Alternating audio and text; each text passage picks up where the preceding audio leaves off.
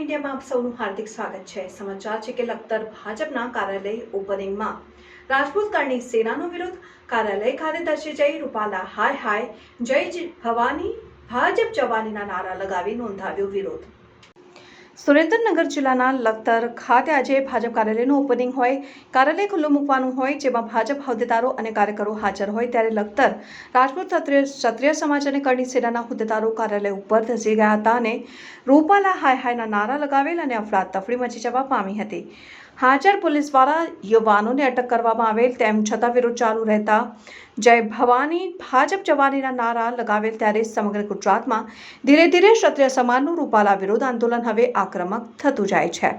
ઠેર ઠેર ભાજપ કાર્યકરને વિરોધનો સામનો કરવો પડી રહ્યો છે। આવનાર દિવસોમાં સુરેન્દ્રનગર જિલ્લા ખાતે વડાપ્રધાન મોદી આવનાર છે અને સભા સંબોધનાર છે, ત્યારે આ વિરોધ વખતતો જતો હોય તેમ લાગી રહ્યું છે। એક બાજુ ક્ષત્રિય સમાજ દ્વારા ધર્મરથ ગામે ગામ ફરી રહ્યા છે ને ભાજપને મત ન આપવા માટે આગેવાનો શપથ લેવડાવી રહ્યા છે, અને સાથે સાથે ક્ષત્રિય રાજપૂત ગરાસ્તાર સમાજ સાથે અન્ય સમાજના આગેવાનો એક મંચ ઉપર આવી જાહેર ટેકો આપી રહ્યા છે અને ક્ષત્રિય સમાજ સાથે મતદાન કરવાનું આહવાન અન્ય સમાજના આગેવાનો વડીલો કરી રહ્યા હોય માટે ભાજપને રૂપાલા વિરોધ હવે અસહ્ય લાગી રહ્યું છે અને મતદાનમાં મોટું નુકસાન પહોંચાડી શકે છે।